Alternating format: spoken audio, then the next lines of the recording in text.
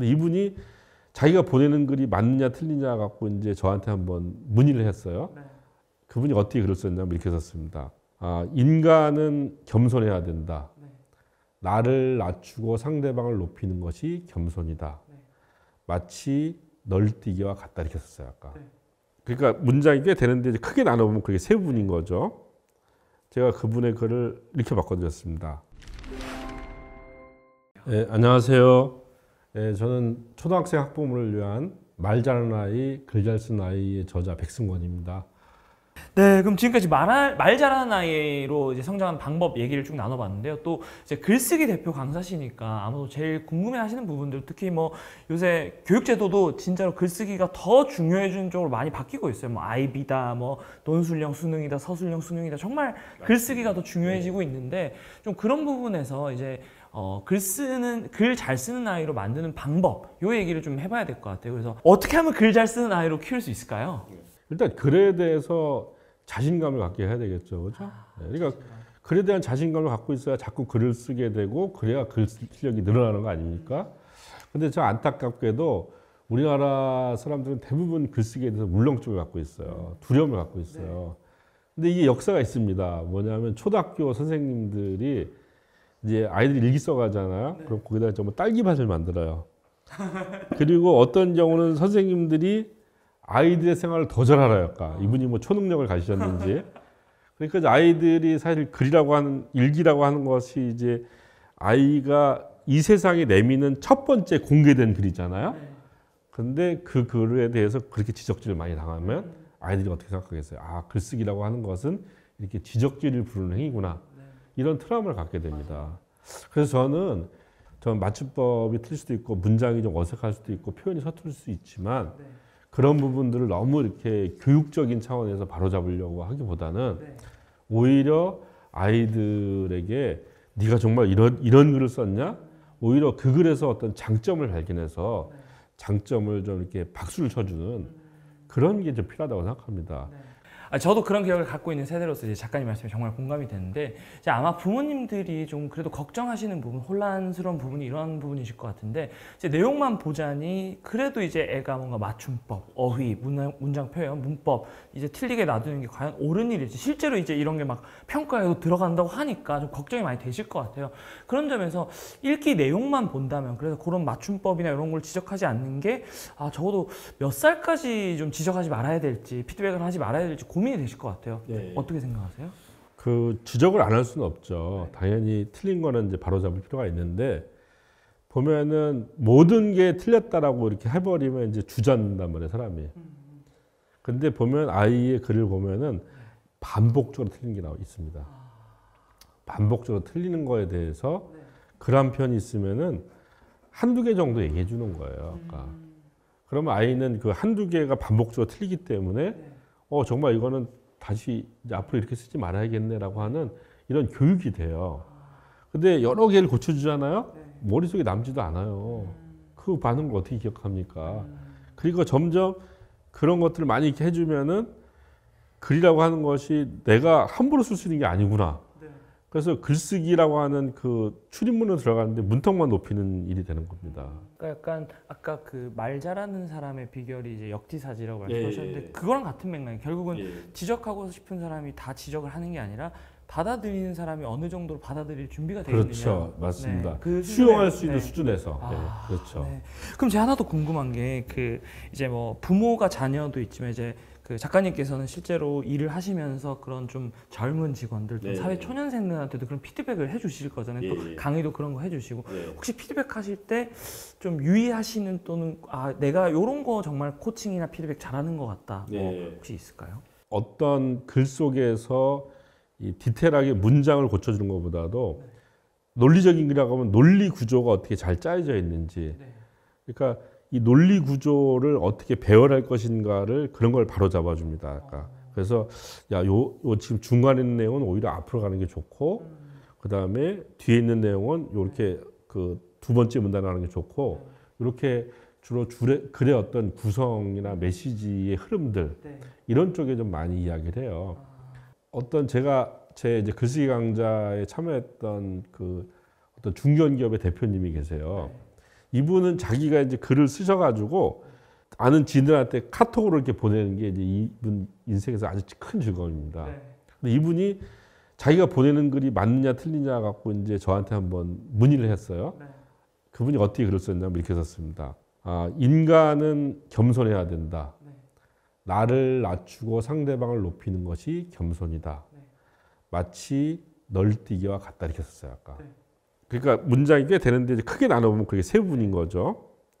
제가 그분의 글을 이렇게 바꿔드렸습니다. 널뛰기를 보자. 나를 낮춰야 상대방을 높인다. 겸손도 마찬가지다. 자 보세요. 글의 내용은 덩어리는 바뀐 게 하나도 없죠, 그죠? 배열만 바꿨잖아요. 그런데 앞에 있는 글보다 뒤에 있는 글이 훨씬 더 잘 다가오죠, 그죠? 그러니까 이런 쪽으로 이제 저는 피드백을 주죠. 예. 글을 쓰는 진짜 목적, 본질에 집중을 하시는 거고, 그렇죠. 예. 또 부모님들도 우리 아이의 맞춤법이나 어휘 이런 것보다 오히려 정말로 어떤 메시지를 어떻게 전달할 것이냐에 좀 더 피드백을 주시는 게 훨씬 더 글쓰기를 증진시키는데 도움이 된다. 그리고 이제 일기쓰기가 얘기 나와가지고 또 이게 부모님들이 일기쓰기에 좀 고민을 하시는 지점이 사실 애들이 맨날 똑같은 내용 쓰잖아요. 뭐 몇 시에 일어났다, 뭐 먹었다. 근데 사실 그게 또 좋은 글이라고 보기가 좀 어려운 부분이 있으니까 이제 결국은 이게 애들이 참 쓸 내용이 없어 한다라는 고민을 많이 얘기하시더라고요. 그렇죠. 그래서 매일 다를 것 없는 일상에서 좀 쓸거리를 어떻게 하면 부모님이 좀 아이가 직접 그런 것들을 발견해서 쓸 수 있게 만들 수 있을까요? 예. 실제로 아이들이 쓸 얘기가 없어요. 그러니까 쓸 얘기는 없는데 매일 써야 되고 너무 고역이죠, 그죠? 그래서 이제 이런 경우에 우리가 해볼 수 있는 것은 뭐냐면 일기를 그날 있었던 일을 쓰는 것이 아니라 이 요일마다 주제를 정해보는 거예요.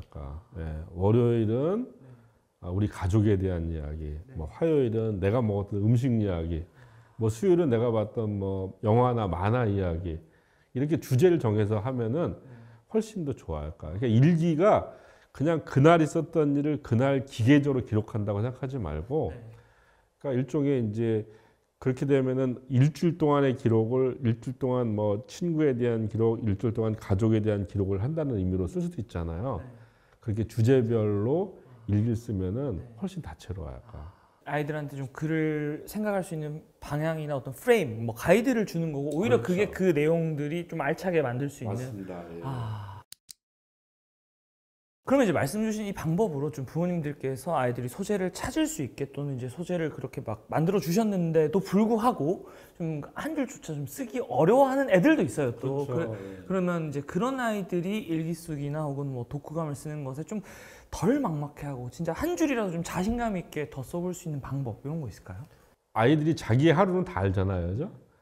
근데 자기 하루를 그냥 자기 입장에 쓰면 재미가 없지 않습니까? 늘 비슷하고 화자를 바꿔보는 거예요. 예를 들면 스마트폰 아이들 다 갖고 있잖아요. 스마트폰이 나의 이야기를 하는 거예요. 그러니까 스마트폰이 자기 주인의 하루를 그려보는 거예요. 그 다음에 집에 있는 뭐 애완견이나 애완묘가 있다면은 애완견의 입장에서 나를 또 보는 거예요. 그러니까 이러면 되게 재밌는 얘기가 나오겠죠? 제가 이건 실제로 이제 이 성인 글쓰기도 해보는데 다 재밌어요. 그러니까 우리가 조금만 핀트를 바꿔보면은 되게 낡은 내용들, 지루한 내용들도 재밌게 쓸 수가 있거든요. 아이들한테 그렇게 가이드 하잖아요. 그러면은 쓰기 시작하죠. 그리고 재밌거든요. 재밌으면 자신감 있잖아요. 그럼 또 쓰게 되는 거예요. 그러니까 자신감이 생기면 이제 이번엔 뭘 쓰지? 이렇게 뭔가 칭찬받고 자기가 이렇게 주목을 받게 되면은 계속 관심을 갖게 되고 그것이 이제 제2, 제3의 글로 이게 이어지게 되겠죠. 예, 그렇게 한번 해보시면 좋을 것 같습니다. 네. 그럼 이제 지금까지 또 글쓰기에 대한 얘기를 나눠봤다면 이제 또 결국은 말하기 글쓰기 안에 그 어떤 핵심, 통찰을 담아내고 뭔가 생각을 하는 방법을 기르는 뭐 가장 확실한 건 독서일 것 같아요. 그래서 이제 마지막으로 책 잘 읽는 아이로 만드는 법에 대한 얘기를 나눠볼 텐데요.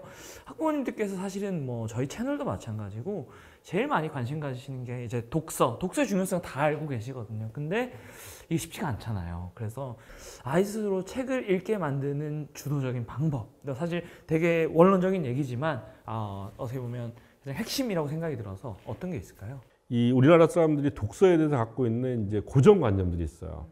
뭐냐면 끝까지 읽어야 된다. 그 다음에 많이 읽어야 된다. 그 다음에 책을 여러 권 동시에 읽으면 안 되고 한 권만 이렇게 읽어야 된다. 이런 고정관념들이 있는데 저는 그럴 필요 없다고 생각해요. 그러니까 많이 읽지 않아도 됩니다. 한 권의 책이라도 정말 깊게 파고 들어가야 되거든요. 저는 이제 그걸 우리가 슬로우 리딩이라고 하는 걸 통해서 하고 있는데 저희 이제 두 딸이 어떤 시기가 되니까 책을 잘 못 읽더라고요. 그러니까 이 책이 이제 잘 손에 안 잡히는 거죠. 그래서 제가 제안한 게 뭐냐면 같이 책 한 권을 정해서 돌아가면서 읽자 했어요. 그렇게 해서 잡은 게 바로 이제 미움받을 용기도 했었고, 그다음에 82년생 김지영도 했고, 이러면서 아이들이 이제 어떤 독서를 어려워하는 요 고비들을 넘겼거든요. 요즘에는 거의 이제 그 말을 하지 않고 그냥 묵독을 하지 않습니까? 그런데 이렇게 다른 사람의 이야기도 듣고 내 음소로 들으면서 이렇게 일종의 연극적인 효과를 하니까 훨씬 이 책에서 받아들여진 내용의 어떤 체감 정도가 달라지고, 그리고 이것 자체가 또 끝나고 난 다음에 그냥 이제 책만 읽는 것이 아니라 책에 나온 내용 갖고 자연스럽게 이렇게 대화가 이어지게 돼 있어요. 82년생 김지영은 이제 페미니즘 소설이잖아요. 그걸 통해서 저희 집이 이제 여자분이 3분, 남자가 하나 아닙니까? 되게 반성되는 게 많더라고요. 제가 그런 얘기를 했어야 할까? 그랬더니 우리 딸들도 되게 이제 좋아하고 자기들은 이제 이 82년생 김지영과 다른 사람을 살겠다고 이렇게 얘기하는, 단순히 혼자 아마 독서를 했다고 한다면 그런 정도까지 가지 못했을 거예요. 그런데 가족끼리 함께 읽다 보니까 이게 가족 간의 대화로 또 이어지는 이런 부수적 효과들이 나타나더라고요. 또 하나 저도 끝까지 읽을 필요가 없다고 생각하는 것이, 어떤 책들은 그냥 이렇게 중간에 어떤 부분만 봐도 될까? 어떤 거는 그냥 목차만 봐도 되는 책이 있고, 어떤 건 한 챕터만 봐도 되는 책이 있고, 심지어 어느 작가들은 책 등만 봐도 도움이 된다고 얘기해요. 책 등에 보면 이렇게 이제 제목 있잖아요. 제목만 읽어도 도움이 되는 거야. 아까 책을 쓴 사람이 정해진 대로 가는 것이 아니라 읽는 사람이 프리스타일 읽는 거야. 아까 자유롭게. 그렇게 자유롭게 읽잖아요. 그러면 사람들은 누구나 자기가 어떤 자유롭고 주도성을 발휘하는 분야에서 기쁨을 느낄 수밖에 없어요. 그래야 또 책을 재밌게 생각하고, 그래야 또 계속 읽을 거 아닙니까? 뭔가 어디 고정된 틀에 있다고 한다면 누가 좋아하겠어요? 아까 그건 아무도 좋아하지 않잖아요, 그죠? 예. 어떻게 보면 독서라는 거는 사실 결과가 아니라 과정인 맞습니다. 거고, 네. 예. 약간 뭔가 이렇게 미션 수행 이게 아니라 사실 그렇죠. 생각의 마중물 역할을 해줘야 된다. 그렇죠. 예. 그러니까 우리가 본질이 뭔지를 사실 생각해 보면 어떻게 독서를 하는 게 좋은지는 사실 그렇죠. 따라 예, 나오는 맞습니다. 거죠. 예. 네. 그러면 좀 말씀 주신 맥락에서 부모님들이 좀 이런 방법들은 좀 도움이 될 수 있다. 혹시 뭐 추천해 주실 게 있다면? 이 만다라트라고 있습니다. 만다라트가 뭐냐면 이제 가로 9칸, 세로 9칸으로 이렇게 격자무늬를 만들면 81칸이 나오잖아요. 거기 제일 중간에다가 아이가 제일 좋아하는 걸 하나 쓰게 만들어요. 그러니까 나는 공룡이었다. 공룡 쓰게 돼요. 그럼 공룡으로 연상되는 게 또 나올 거 아니에요, 그죠? 뭐 쥐라기 공이 나올 수도 있고, 고생된가요? 이렇게 쭉 나오잖아요. 연관어가 또 이 가운데 걸 중심으로 8개가 나오잖아요. 이 연관을 갖고 또 가지치기를 해가지고 이제 이 81개 칸을 다 연관으로 채워보는 겁니다. 그러면은 아이가 관심 있는 분야에 대해서 70개 정도의 키워드가 나오게 돼 있어요. 그럼 그 키워드를 갖고 이제 쉽게 말하면 아이가 좋아하는 어떤 내용들을 찾아볼 수가 있는 겁니다. 그러니까 책을 추천할 때도 바로 그런 키워드를 활용해서 이 어떤 인터넷 서점에 이렇게 찾아보자 그러면은 쭉 그 키워드 관련된 책들이 나와요.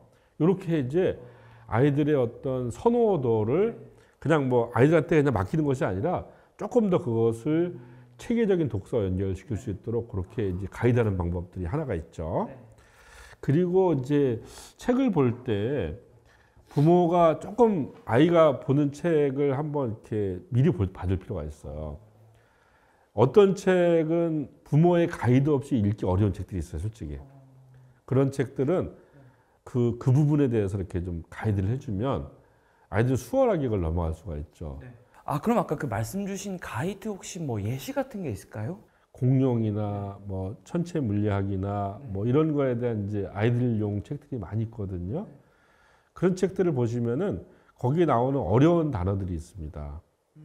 어려운 단어들을 부모님이 먼저 이렇게 검색을 해서 한번 그 내용들을 파악을 해보는 거야. 그러니까 그렇게 어떤 배경 지식이 있어야 읽을 수 있는 거를 이제 질문을 할 때 답을 해준다거나 아니면 미리 얘기해 줄 수도 있고 그렇게 찾아보면은 요즘에는 검색으로 다 될 수가 있어요. 그러니까 배경 지식이 있어야만이 가이드를 하는 것이 아니라 조금만 마음 먹고 검색을 하면 다 나오거든요.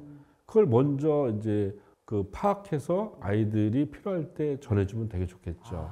말씀 들어보니까 결국 작가님께서 말씀하시는 것의 어떤 독서의 그 본질이 결국 좋아하는 것에서부터 더 깊게 들어가야 된다. 일종의 좋아하는 걸 더 덕질할 수 있게 만들어주면 사실 독서는 따라오는 거다. 그래서 작가님께서 이제 조금 전에 독서 여러 가지 방법을 통해서 아이가 좀 주도적으로 즐거운 독서 이걸 하게 되면은 참 정말 좋을 것 같은데 이 방법마저 이제 통하지 않고 책을 너무너무 책 읽기 싫어해서 이제 정말로 정말 억지로 마지못해 읽는 아이들도 분명히 있을 것 같아요. 그래서 그런 아이들에게 억지로라도 책을 읽게 해야 될까? 이게 지금 부모님들 사실 꽤 아주 많은 부모님들 고민이실 것 같거든요. 네. 부모들이 열심히 책 읽잖아요. 그러면 책 읽는 분위기 만들면 아이 책 읽을 거라 생각하는데 절대 아니죠. 그거 별개죠, 그죠? 저는 이제 이렇게 생각합니다. 우리가 왜 독서를 해야 되냐면 독서 자체의 목적이 있는 것이 아니라 독서는 우리가 앞으로 살아갈 삶을 시뮬레이션하는 거 생각해요. 우리가 어떤 행위를 할 때 이런 행위를 하는 게 맞을지 좋을지를 미리 시뮬레이션을 한 다음에 이렇게 하지 않습니까? 그런 것 중에서 가장 역사적으로 오래된 행위가 바로 독서죠. 그런데 이 시뮬레이션은 독서에만 있는 건 아니에요. 게임에도 있어요. 그 다음에 무슨 SNS도 있고 유튜브에도 있고 뭐 덕질 팬클럽 다 있어요.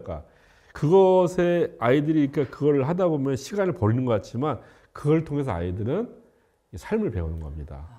그런데 저는 이제 여기서 중요한 것이 부모가 아이한테 그걸 자꾸 금기시하고 그 다음에 그걸 죄악시하면은 아이는 거기서 못 배워요.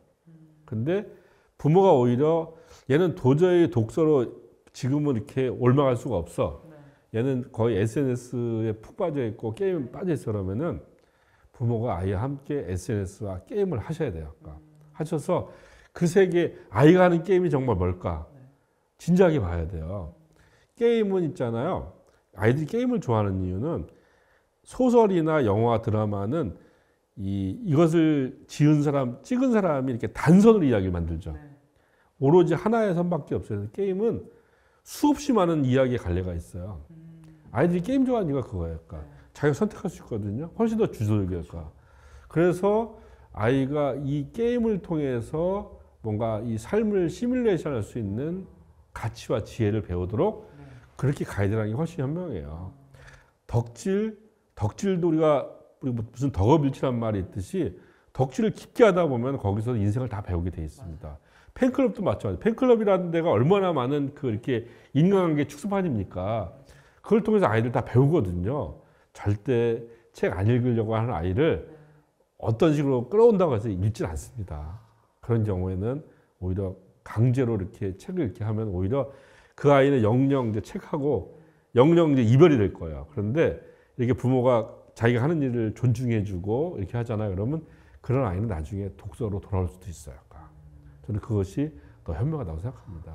독서가 삶을 시뮬레이션하는 방법 중에 한 가지인 그렇죠. 것이기 때문에 가장 전통적인 방법이죠. 다른 다양한 방법들을 존중해줄 필요도 있다. 그럼요. 이번에 쓰신 책 짧게 소개해 주신다면?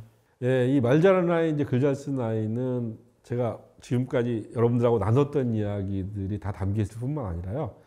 구체적으로 이제 부모가 아이와 함께 어떻게 할 수 있는 것인가 워크시트가 들어가 있어요.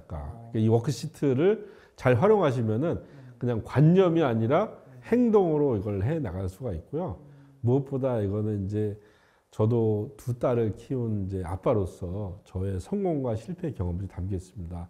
일단 우리 부모님들이 이 성공과 실패의 경험을 통해서 위로받으시면 좋을 것 같아요.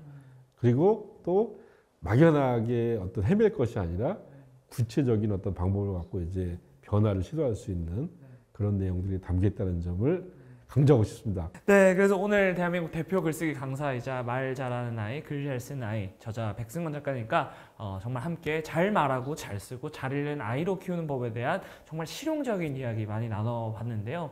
네, 오늘 작가님께서 나누신 이 많은 얘기가 정말 다가오는 방학에 부모님들과 아이들에게 또 큰 도움이 되었으면 좋겠습니다. 그럼 저희는 다음번에 또 좋은 컨텐츠로 찾아뵙고요. 이상 조 작가, 백승권 작가였습니다. 감사합니다. 네, 감사합니다. 예.